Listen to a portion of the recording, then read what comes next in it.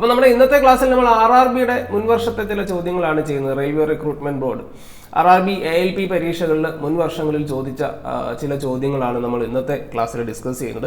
ഇൻസ്റ്റാഗ്രാമിലും YouTube comment ബോക്സിലും ഒക്കെ ആയിട്ട് കുറേ അധികം പേര് എന്നോട് അങ്ങനെ ചോദിച്ചിരുന്നു. അതിൻ്റെ കുറച്ച് പ്രീവിയസ് ക്വസ്റ്റ്യൻസ് ഉൾപ്പെടുത്തി ഒരു വീഡിയോ ചെയ്യാമോ സാറിന്.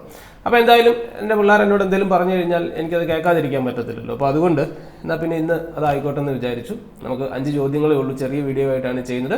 ഇത് നിങ്ങൾ കണ്ടു നോക്കുക. നിങ്ങൾക്ക് ഇഷ്ടപ്പെടുകയാണെങ്കിൽ നിങ്ങൾക്ക് വീണ്ടും ഇങ്ങനെയുള്ള ഇതിൻ്റെ കണ്ടിന്യൂഷൻ വേണമെങ്കിൽ നിങ്ങൾ പറഞ്ഞാൽ മതി, നമുക്കത് ചെയ്യാം. അപ്പോൾ മക്കളെ സമയം കളയേണ്ട, നമുക്ക് ആദ്യത്തെ ചോദ്യത്തിലേക്ക് പോകാം. ഇതാണ് ആദ്യത്തെ ചോദ്യം. Considering A motor car starts at A speed of 75 km/h and its speed increases by 10 km in every 2 hours, how many hours will it take to cover 367.5 km? അതായത് നമ്മളൊരു മോട്ടോർ കാർ സങ്കല്പിക്കാം. അതിൻ്റെ ഇപ്പോഴത്തെ സ്പീഡ് എത്രയാണ്? 75 km/h ആണ്. ഓരോ 2 മണിക്കൂർ കഴിയുമ്പോഴും, അപ്പോൾ ഈ മോട്ടോർ കാർ ഞാൻ ഓൺ ചെയ്തു, ഇത് ഇതിൻ്റെ സ്പീഡാണ്. ഓക്കെ, ഇനി ഇതിൻ്റെ ടൈം ഞാൻ നോക്കുമ്പോൾ ഇത് 2 മണിക്കൂർ ഓടി.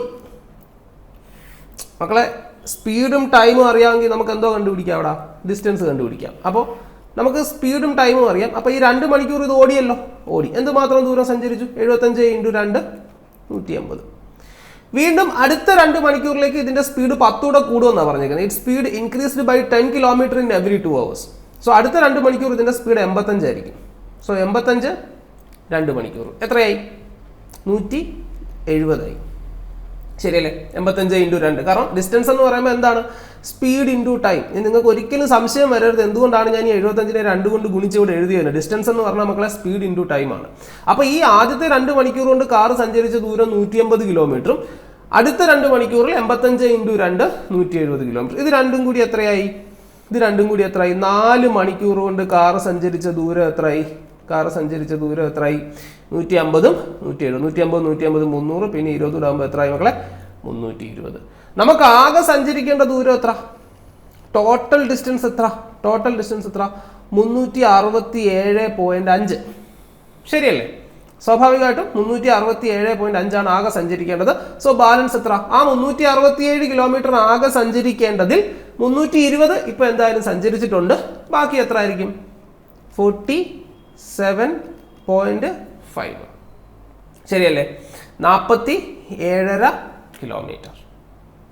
ശരിയാണോ? അതെ. അപ്പൊ ഇനി നമുക്ക് സഞ്ചരിക്കാനുള്ള ബാലൻസ് ഡിസ്റ്റൻസ് എന്ന് പറയുന്നത് 47.5 കിലോമീറ്റർ ആണ്. അപ്പൊ സ്വാഭാവികമായിട്ടും അടുത്ത മണിക്കൂറിലേക്ക് പോകും. അടുത്ത മണിക്കൂറിലേക്ക് 2 മണിക്കൂർ കഴിഞ്ഞു. അപ്പൊ ആദ്യത്തെ 2 മണിക്കൂർ 75 ആയിരുന്നു. അടുത്ത 2 മണിക്കൂർ 10 കൂടി 85 ആയി. ഇനി അടുത്ത 2 മണിക്കൂറിലത്തെ സ്പീഡ് എന്ന് പറയുന്നത് എത്ര ആയിരിക്കും? 95. പക്ഷെ 2 മണിക്കൂർ വേണോടാ? 2 മണിക്കൂർ വേണോ ഇവിടെ? വേണ്ട. 2 മണിക്കൂർ വേണോ? വേണ്ട. കാരണം എന്താ?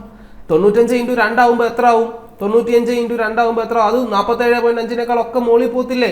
പോവും. കാരണം എത്ര? 190 കിലോമീറ്റർ ആവും 95 × 2 എന്ന് പറയുമ്പോൾ. നമുക്ക് 190 കിലോമീറ്റർ ഉണ്ടോ? ഇനി ഇല്ല. നമുക്ക് ആകെ ഉള്ള ഡിസ്റ്റൻസ് എത്ര? 47. അപ്പൊ ഇതാണ് നമ്മുടെ ഡിസ്റ്റൻസ്, ഇതാണ് നമ്മുടെ സ്പീഡ്. അപ്പോൾ ഇവിടെ വരുന്ന ടൈം എന്ന് പറയുമ്പോൾ എത്ര ആയിരിക്കും? Time is equal to distance by speed. Distance എത്ര? 47.5. സ്പീഡ് എത്ര? 95. മക്കളെ 47യുടെ ഇരട്ടിയാണ് 95. അപ്പോൾ 1/2 എന്ന് എഴുതാം. ശരിയല്ലേ? 47 ഇവിടെ ഒരു പ്രാവശ്യം, 95 47 2 പ്രാവശ്യം. സോ 1/2 അവർ മതി എന്ന് പറയുമ്പോൾ അരമണിക്കൂർ മതി. അപ്പോൾ ആകെ എത്ര സമയം എടുത്തു? ടോട്ടൽ ടൈമാണ് കണ്ടുപിടിക്കേണ്ടത്. ഇവിടെ ടോട്ടൽ ടൈം ആണ് നമുക്ക് കണ്ടുപിടിക്കേണ്ടത്. ഇവിടെ ഒരു 2 മണിക്കൂർ, ഓക്കെ, 2 പ്ലസ് ഇവിടെ ഒരു 2 മണിക്കൂർ, 2 പ്ലസ് പിന്നെ ഇവിടെ ഒരു അരമണിക്കൂർ 0.5. അപ്പോൾ എല്ലാം കൂടെ കൂട്ടുമ്പോൾ എത്രയായി? 4.5 മണിക്കൂറായില്ലേ? യെസ്. സോ ആൻസർ എത്ര? 4.5 അവർ എന്ന് കിട്ടും. ശരിയാണോ? Yes, 4.5 hours. സോ അത്രേ ഉള്ളൂ. സോ നമ്മളിങ്ങനെ ആദ്യത്തെ 2 മണിക്കൂറിന് 75 മനസ്സിലാലോചിച്ച് ചെയ്യാം. ആദ്യത്തെ 2 മണിക്കൂറിന് 75 അപ്പോൾ 180. അടുത്ത 2 മണിക്കൂറിന് 85 അപ്പോൾ 170. രണ്ടും കൂടെ കൂട്ടുമ്പോൾ എത്ര? 15 15 30 20 32, അതായത് 320. ആകെ 367. 367 320 കുറച്ചാൽ 47. അടുത്തത് 85 10 കൂടി 95 ആയിരിക്കും. 95 പകുതി മതി. 95 × 1/2 47. അപ്പോൾ 2 2 4 വരെ 4.5. കണ്ടോ? ഇങ്ങനെ നമുക്ക് മനസ്സിലാലോചിച്ച് ചെയ്യാം. മനസ്സിലാലോചിച്ച് ചെയ്യാൻ ബുദ്ധിമുട്ടാണെങ്കിൽ ഞാൻ ഈ പറഞ്ഞ പോലെ നിങ്ങൾക്ക് എഴുതി വേണമെങ്കിലും നോക്കാം. അപ്പോൾ മക്കളെ അടുത്ത ചോദ്യം. A can complete a job in 18 hours. എയ്ക്ക് ഒരു ജോലി ചെയ്യാനായിട്ട് 18 മണിക്കൂർ വേണം. B alone complete the same job in 12 മണിക്കൂർ. ബിക്ക് 12 മണിക്കൂർ. A works for 8 hours and the remaining job is completed by B. A ഈ ജോലി എത്ര മണിക്കൂർ ചെയ്തു? 8 മണിക്കൂർ ചെയ്തു. എന്നിട്ട് ആര് പോയി? 8 മണിക്കൂർ ഈ ജോലി ചെയ്തിട്ട് ആര് പോയി? എ പോകുന്നു. അപ്പോൾ ബാക്കി ജോലി ബി എത്ര സമയം കൊണ്ട് ചെയ്യും എന്നാണ് ചോദ്യം.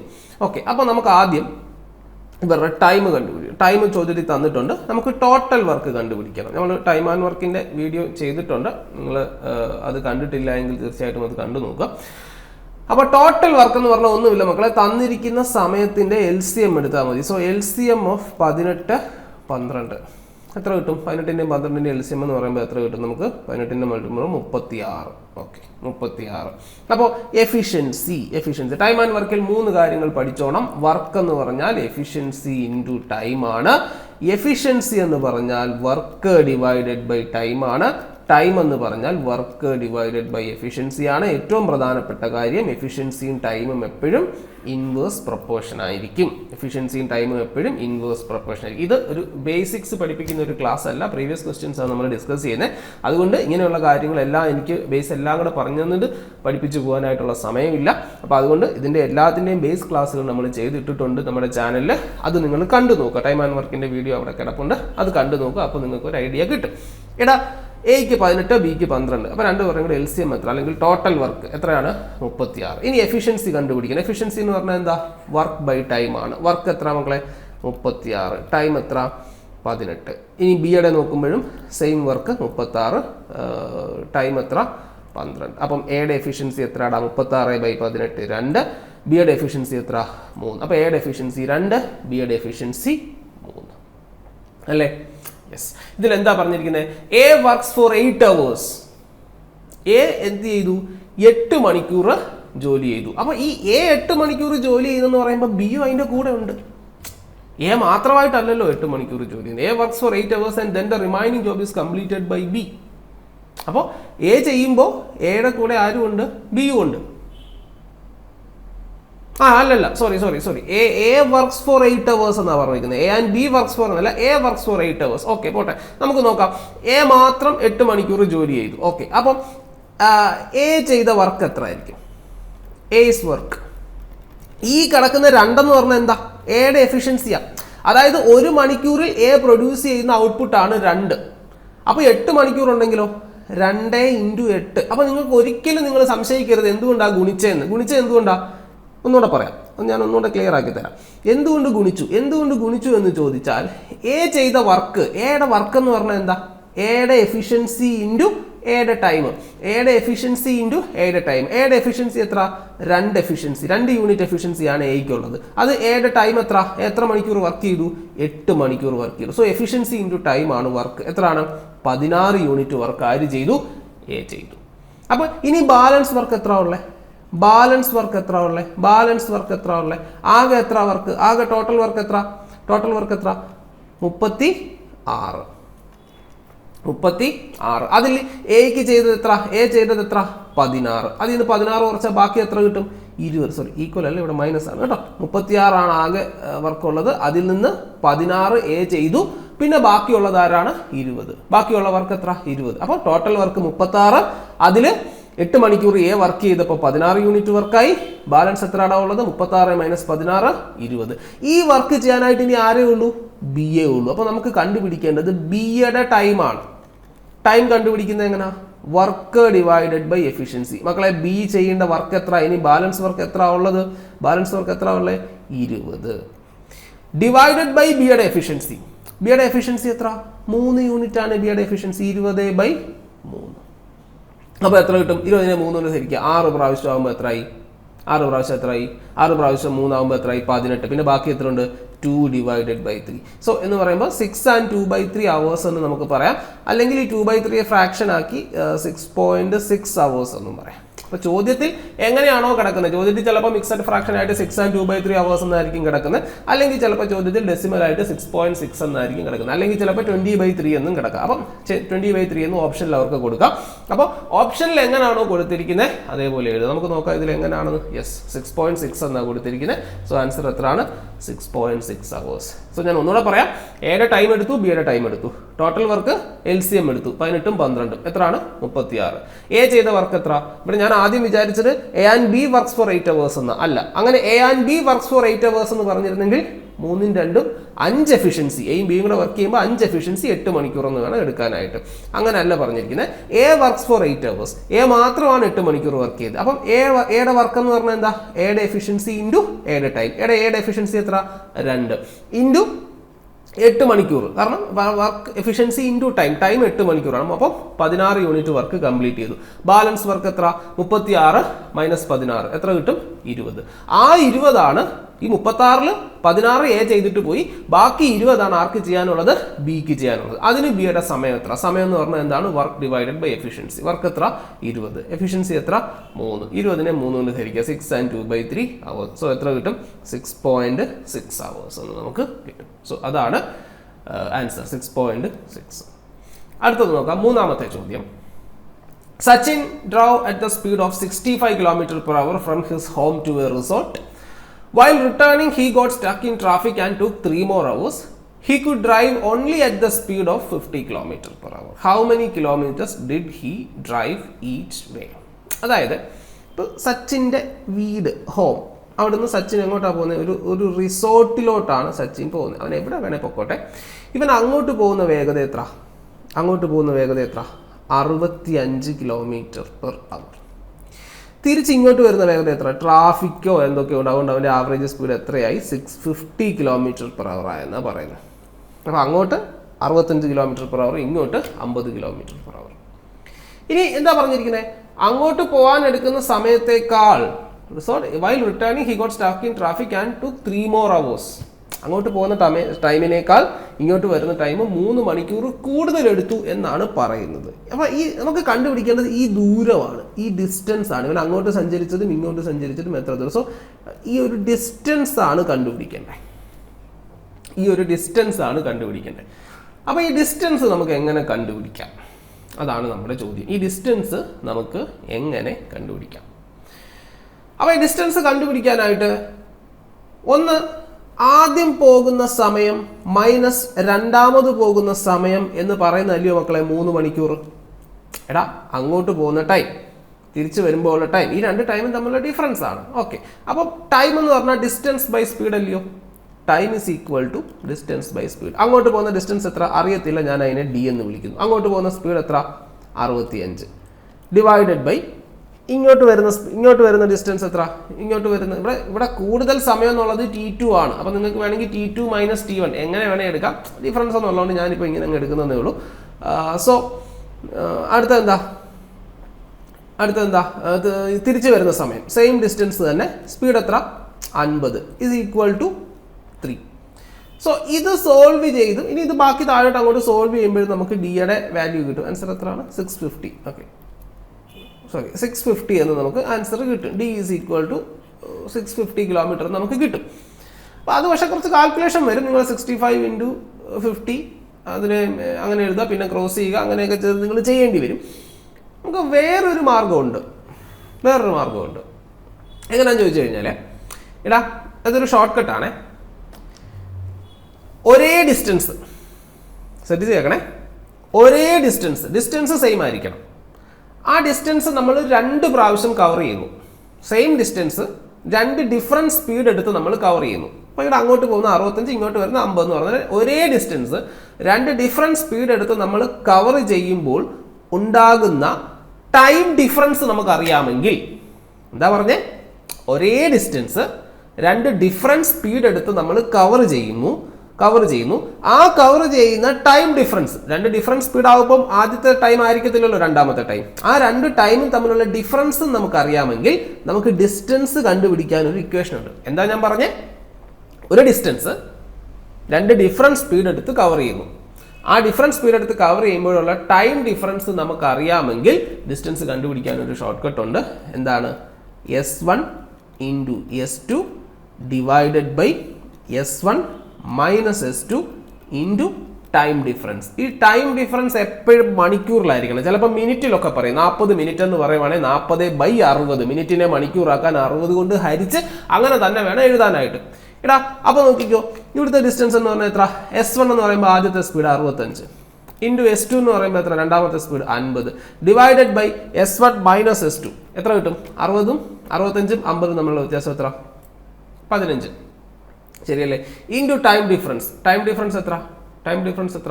3 മണിക്കൂർ. ഇവിടെ കുഴപ്പമില്ല, മണിക്കൂർ തന്നെ. അപ്പോൾ നമുക്ക് അങ്ങനെ തന്നെ എഴുതാം. ഓക്കെ, സോ ഈ 3നെ 15 കൊണ്ട് കിട്ടുന്നു, എത്ര കിട്ടും? 5.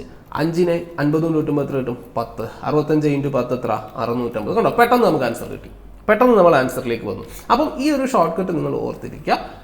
ഇത് എവിടെയാണ് അപ്ലൈ ചെയ്യേണ്ടത്? എവിടെ അപ്ലൈ ചെയ്യണ്ടേ? ഷോർട്ട് കട്ട് പഠിച്ചാൽ മാത്രം പറയാം, എവിടെ അപ്ലൈ ചെയ്യണമെന്ന് അറിയണം. എവിടെ അപ്ലൈ ചെയ്യണ്ടേ? ഡിസ്റ്റൻസ് രണ്ടും ഈക്വൽ ആയിരിക്കണം. അല്ലെങ്കിൽ ഒരു ഡിസ്റ്റൻസ്, ആ ഡിസ്റ്റൻസ് 2 ഡിഫറെൻറ്റ് സ്പീഡ് എടുത്ത് നമ്മൾ കവർ ചെയ്തു. കവർ ചെയ്യുമ്പോഴുള്ള ടൈം ഡിഫറൻസ് നമുക്ക് അറിയാമെങ്കിൽ ഡിസ്റ്റൻസ് കണ്ടുപിടിക്കാനുള്ള ഷോർട്ട് കട്ടാണ് S1 into S2 divided by S1 minus S2 into time difference. പിന്നെ ചിലർ ഇതിനെ ഇങ്ങനെയൊക്കെ പറയാറുണ്ട്, product of speed divided by difference of speed into time difference. ഈ പ്രോഡക്റ്റ് ഓഫ് സ്പീഡിനെയാണ് നമ്മൾ S1 ഇൻറ്റു S2 എന്ന് എടുത്തത്. ഡിഫറൻസ് ഓഫ് സ്പീഡിനെയാണ് നമ്മൾ S1 മൈനസ് S2 എന്ന് എടുത്തത്. ഇവിടെ മൈനസ് ഒന്നും നോക്കണ്ട, വലുതിന് ചെറുത് കുറച്ചങ്ങ് ഡിഫറൻസ് എടുത്താൽ മതി. Into time difference. Time difference എന്ന് പറയുമ്പോൾ എപ്പോഴും അത് പ്രത്യേകം ശ്രദ്ധിക്കണം. ടൈം ഡിഫറൻസ് എപ്പോഴും എന്തായിരിക്കും മക്കളെ?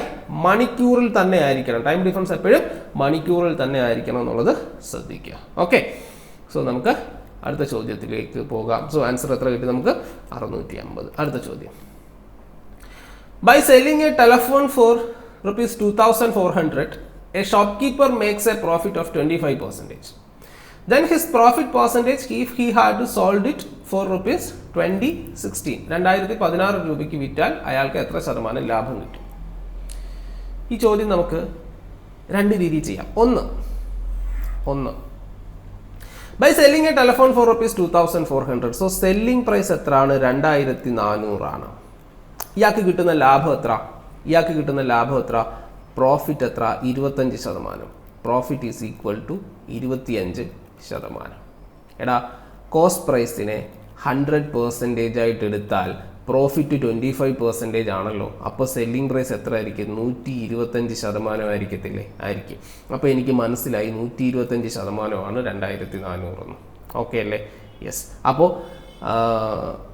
2400 എന്ന് പറയുന്നത് 125%. അപ്പോൾ എനിക്ക് ഇതിനകത്ത് നിന്ന് എന്ത് കണ്ടുപിടിക്കാം? കോസ്റ്റ് പ്രൈസ് കണ്ടുപിടിക്കാം. കോസ്റ്റ് പ്രൈസ് എങ്ങനെ കണ്ടുപിടിക്കും? 100% കണ്ടുപിടിച്ചാൽ മതിയല്ലോ.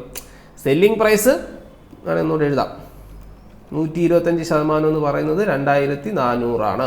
കോസ്റ്റ് പ്രൈസ് കണ്ടുപിടിക്കണമെങ്കിൽ 100% കണ്ടുപിടിച്ചാൽ മതി. 100% എന്ന് പറഞ്ഞാൽ എങ്ങനെ കണ്ടുപിടിക്കും?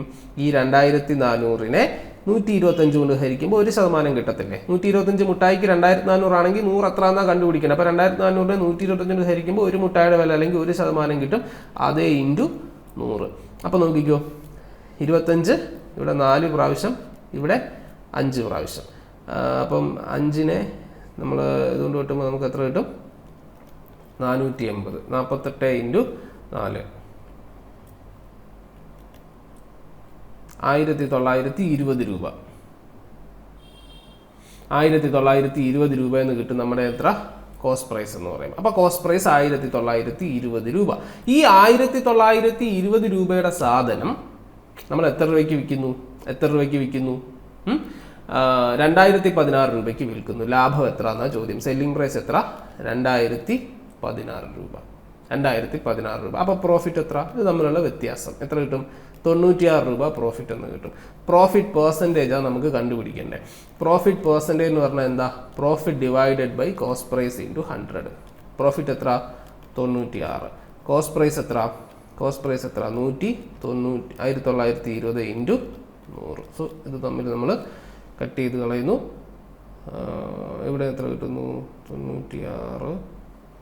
2 പ്രാവശ്യം കിട്ടത്തില്ലേ? 2 പ്രാവശ്യം. സോ 10/2 എത്ര കിട്ടുന്നു? 5% ലാഭം എന്ന് നമുക്ക് കിട്ടും. 5% ലാഭം എന്ന് കിട്ടും. അപ്പം ഇത് ഇച്ചിരി ലെങ്തി ആയി പോയി എന്ന് നിങ്ങൾക്ക് തോന്നുന്നുണ്ടെങ്കിൽ നിങ്ങളിങ്ങനെ ചെയ്യണ്ട, വേറെ വഴിയുണ്ട്. ഇങ്ങോട്ട് നോക്കാം. എടാ, by selling a telephone for ₹2400. 2400 രൂപയ്ക്ക് വിറ്റപ്പോൾ എന്താ സംഭവിച്ചേ? 25% ലാഭം. 25% ലാഭം എന്ന് പറഞ്ഞാൽ 125% അല്ലേ? അതെ. 2016 വിറ്റാൽ എത്ര ആയിരിക്കും എന്നല്ലേ ചോദ്യം. 2016 വിറ്റാൽ എത്ര ആയിരിക്കും? ഇങ്ങനൊരു സാധനം നമ്മൾ പഠിച്ചിട്ടുണ്ടോ? നമ്മുടെ യൂട്യൂബ് ചാനൽ സ്ഥിരമായി ഫോളോ ചെയ്യുന്ന കുഞ്ഞുങ്ങളാണെങ്കിൽ നിങ്ങൾ ഇപ്പോൾ കമൻറ്റ് ചെയ്യും ബ്രോക്കൺ ചെയിൻ. പല അത്യന്താപേക്ഷിത ഘട്ടങ്ങളിലും നിങ്ങളെ രക്ഷിക്കാൻ വരുന്ന ക്യാമിയോ റോളാണ് ആരെന്ന് പറയുന്നത്, ബ്രോക്കൺ ചെയിൻ എന്ന് പറയുന്നത്. അപ്പോൾ ഇവിടെ നോക്കിക്കൂ, ഇത് കണക്റ്റഡ്. ഇനി ബ്രോക്കൺ ചെയിൻ എന്താണെന്ന് അറിയത്തില്ല എങ്കിൽ വളരെ വിശദമായിട്ടുള്ള 2 പാർട്ടായിട്ട് നമ്മൾ ആ വീഡിയോ ചെയ്തിട്ടിട്ടുണ്ട്, കണ്ടു നോക്കുക. അതിൻ്റെ കൂടുതൽ കാര്യങ്ങളൊന്നും ഞാനിവിടെ പറയത്തില്ല, അതുകൂടെ പറഞ്ഞ സമയം പോകും. അതുകൊണ്ട് ബ്രോക്കൺ ചെയിൻ റൂൾ എന്താണെന്ന് അത് അറിഞ്ഞിരിക്കേണ്ടത് ഏതെങ്കിലുമൊക്കെ ഒരു കോമ്പറ്റേറ്റീവ് എക്സാമിന് പോകുന്ന ഒരാളാണെങ്കിൽ നിങ്ങൾ അത്യന്താപേക്ഷിതമായിട്ട് അറിഞ്ഞിരിക്കേണ്ട ഒരു സാധനമാണ് ബ്രോക്കൺ ചെയിൻ റൂൾ എന്ന് പറയുന്നത്. ഇങ്ങനെയൊക്കെയുള്ള സിറ്റുവേഷൻ വരുമ്പോഴാണ് അതിൻ്റെ പ്രയോജനം. അപ്പോൾ നോക്കിക്കോ, ഇത് ബ്രോക്കൺ ചെയിനാണ്, ഇത് കണക്റ്റഡ് ചെയിനാണ്. ഈ ചെയിൻ കണക്റ്റഡ് ആണ്, ഇത് ബ്രോക്കൺ ആണ്. എന്താ ചെയ്യേണ്ടത്? ഒറ്റയ്ക്ക് എനിക്ക് 4 എടുക്കുക, 125 ഇൻറ്റു. ഇനി നിങ്ങൾ ആലോചിക്കുക, നിങ്ങൾക്ക് കിട്ടേണ്ട ഉത്തരം ചെറുതാണോ വലുതാണോ? 2400 രൂപയ്ക്ക് വിൽക്കുമ്പോൾ 25% ലാഭം കിട്ടുന്നുവെങ്കിൽ 2016 വിൽക്കുമ്പോൾ നിങ്ങളുടെ ലാഭം കുറയും. വില കുറച്ച് വിറ്റാൽ ലാഭം കുറയും. അപ്പോൾ ചെറുതാണ് കിട്ടേണ്ടത്. ചെറുത് കിട്ടണമെങ്കിൽ ചെറുത് ബൈ വലുത്. 2016 ഡിവൈഡഡ് ബൈ 2400. അപ്പോൾ നമുക്ക് ഇത് സോൾവ് ചെയ്യുക. നമുക്ക് എത്ര കിട്ടും? ഇതിനെ 5 കൊണ്ട് വെട്ടിക്കളയാം. അപ്പോൾ ഇവിടെ എത്ര കിട്ടും? 25. ഇതിനെ 5 കൊണ്ട് വെട്ടുമ്പോൾ എത്ര കിട്ടും? 480. പിന്നെ നമുക്ക് ഈ 2016നെയും 480നെയും നമുക്ക് 16 കൊണ്ട് കട്ട് ചെയ്ത് കളയാം. 16 കൊണ്ട് നമുക്ക് കട്ട് ചെയ്ത് കളയുമ്പോൾ ഇവിടെ എത്ര കിട്ടും? 16 3, ഇത് 30 എന്ന് കിട്ടും. 2016നെ 16 കൊണ്ട് കട്ട് ചെയ്യുമ്പോൾ എത്ര കിട്ടും? 16 1 16 126 എന്ന് കിട്ടും. പിന്നെ ഇവിടെ 25 5, ഇവിടെ 6, പിന്നെ 126/6 എന്ന് പറയുമ്പോൾ 6 21 21 ഇൻറ്റു 5 എന്ന് പറയുമ്പോൾ നമുക്ക് എത്ര കിട്ടും? 105 എന്ന് കിട്ടും. 105 വന്നാൽ അതിൻ്റെ അർത്ഥം എന്താ? 125% എന്ന് പറഞ്ഞപ്പോൾ നമ്മൾ എന്താ പറഞ്ഞത്? 25% ലാഭം എന്നല്ലേ? അതായത് 100 കോസ്റ്റ് പ്രൈസ് ആയിട്ട് അസ്യൂം ചെയ്യുക. 105% സെല്ലിംഗ് പ്രൈസ് വന്നു എന്ന് പറയുമ്പോൾ എത്ര കിട്ടും? 5% ലാഭം. 5% ലാഭമെന്ന് നമുക്ക് പെട്ടെന്ന് ആൻസർ കിട്ടും. സോ ബ്രോക്കൺ ചെയിൻ വെച്ച് കുറച്ചുകൂടി എളുപ്പം ചെയ്യാം. പിന്നെ ആ ഒരു കാൽക്കുലേഷൻ മാത്രമേ ഉള്ളൂ. അത് നിങ്ങൾ എത്ര ഫാസ്റ്റായിട്ട് വെട്ടിക്കളഞ്ഞ് ചെയ്യുന്നു എന്നുള്ളതിലാണ് കാര്യം. ആ കാൽക്കുലേഷൻ എന്തായാലും നിങ്ങൾക്ക് ഇവിടെയും വരും.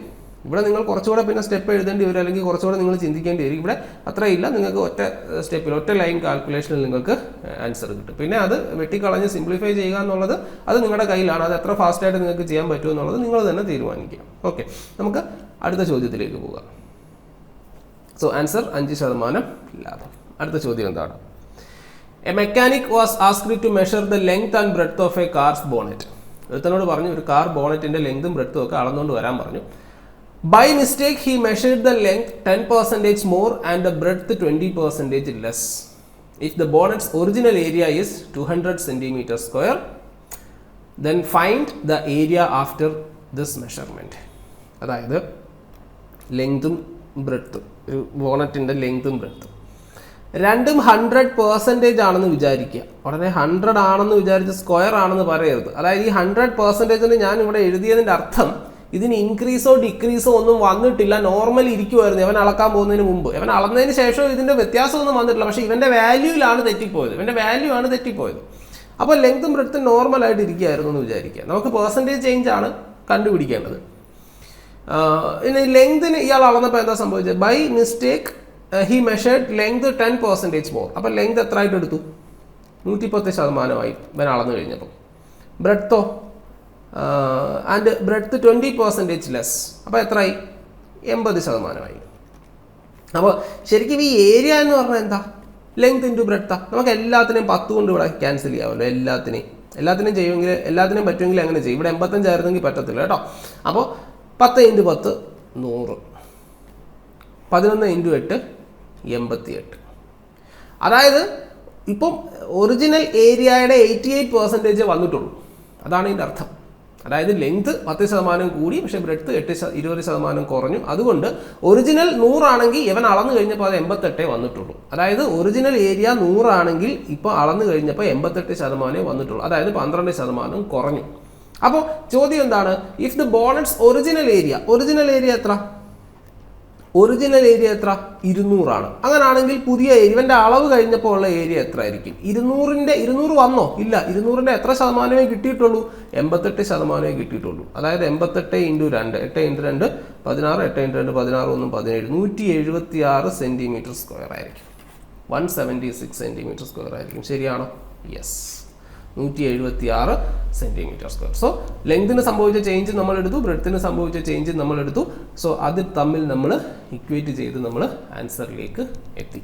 സോ ഇങ്ങനെയുള്ള ചോദ്യങ്ങളൊക്കെ പെർസെൻറ്റേജിൻ്റെ ബേസിക് അറിയാമെങ്കിൽ, പെർസെൻറ്റേജിൻ്റെ ബേസ് അറിയാമെങ്കിൽ വളരെ പെട്ടെന്ന് നമുക്ക് ചെയ്തു. ഇത് വേണമെങ്കിൽ നിങ്ങൾക്ക് A+B+AB/100 നമ്മൾ പെർസെൻറ്റേജിൽ പഠിച്ച എഫക്റ്റീവ് പെർസെൻറ്റേജ് ഫോർമുലയൊക്കെ വെച്ച് ചെയ്യാം. പക്ഷേ അതിൻ്റെ കാര്യമില്ല. വളരെ പെട്ടെന്ന് നമുക്ക് ഈ ഒരു നെറ്റ് എഫക്ട് മെത്തേഡ് വെച്ചിട്ട് ഇത് പെട്ടെന്ന് ചെയ്തു പോകാനായിട്ട് പറ്റും. അപ്പോൾ ഇന്നത്തെ ക്ലാസ്സിൽ നമ്മൾ 5 ചോദ്യങ്ങൾ മാത്രമാണ് ഡിസ്കസ് ചെയ്തത്. എനിക്കറിയാം ഒരു പരീക്ഷയ്ക്ക് വേണ്ടി തയ്യാറെടുക്കുന്ന നിങ്ങളെ മുമ്പിലേക്ക് 5 ചോദ്യങ്ങൾ ഇട്ട് തരുന്നത് ഒന്നും ആവുന്നില്ല എന്ന് എനിക്കറിയാം. ഒരു ഗ്ലാസ്സിലേക്ക് ഒരു തുള്ളി വെള്ളം ഒഴിക്കുന്നത് പോലെ ഉള്ളൂ അത്. അപ്പം അതൊന്നും ആവുന്നില്ല. പക്ഷേ ഈ 5 ചോദ്യങ്ങളിലൂടെ എന്തെങ്കിലുമൊക്കെ നിങ്ങളുടെ ഉള്ളിലേക്ക് ഒരു സ്പാർക്ക് തരാനായിട്ട് എനിക്ക് കഴിഞ്ഞു എന്ന് ഞാൻ വിശ്വസിക്കുന്നു. അപ്പം സ്വന്തമായി ധാരാളം ചോദ്യങ്ങൾ ചെയ്ത് പഠിക്കുക. അതിന് നിങ്ങളെ കഴിയുന്ന പോലെയൊക്കെ ഞാനും സഹായിക്കാം. കഴിയുന്ന പോലെ ഇങ്ങനെയുള്ള വീഡിയോകളിലൂടെയും ക്ലാസ്സുകളിലൂടെയും നമ്മുടെ ആപ്ലിക്കേഷനിലൂടെയും ഒക്കെ എന്നെക്കൊണ്ട് കഴിയുന്നത് പോലെയൊക്കെ ഞാൻ നിങ്ങളെ സഹായിക്കാം. അപ്പോൾ ഈ ചോദ്യങ്ങൾ എന്തെങ്കിലുമൊക്കെ സംശയം ഉണ്ടെങ്കിൽ വീണ്ടും ആ വീഡിയോ ഒന്നുകൂടെ കാണുകയൊക്കെ ചെയ്യുക. അതുപോലെ തന്നെ നിങ്ങൾക്ക് ഈ ഒരു കണ്ടന്റൊക്കെ ഇഷ്ടപ്പെടുന്നുണ്ടെങ്കിൽ നിങ്ങളുടെ ഫ്രണ്ട്സുമായിട്ട് ഇതൊക്കെ ഒന്ന് ഷെയർ ചെയ്യുകയും, ആവശ്യമുണ്ടെങ്കിൽ നിങ്ങളുടെ ഇതേപോലെ ഈ പരീക്ഷയൊക്കെ സീരിയസ് ആയിട്ട് കാണുന്ന ആളുകളൊക്കെ നിങ്ങൾക്കുണ്ടെങ്കിൽ അവരോടൊക്കെ പറയുക, ഞാനിത് കണ്ടിട്ട് എനിക്ക് കൊള്ളാമെന്ന് തോന്നുന്നു, നിങ്ങളെ കണ്ടു നോക്ക് എന്ന് നിങ്ങളെ കൊണ്ട് പറ്റുമെങ്കിൽ നിങ്ങളൊന്ന് ഷെയർ ചെയ്ത് കൊടുക്കുകയൊക്കെ ചെയ്യുക. അപ്പോൾ ഇതിൻ്റെ ഒരു സെക്കൻഡ് പാർട്ട് വേണമെന്നുണ്ടെങ്കിൽ തീർച്ചയായിട്ടും നിങ്ങൾ കമൻറ്റ് ചെയ്യുക. നമുക്ക് ഉടനെ തന്നെ അതിൻ്റെ ഒരു സെക്കൻഡ് പാർട്ട് കൂടെ നമുക്ക് ചെയ്യാം. അപ്പോൾ ഇന്നത്തെ ക്ലാസ് ഇത്രയേ ഉള്ളൂ. മറ്റൊരു ക്ലാസ്സിലൂടെ നമുക്ക് വീണ്ടും കാണാം.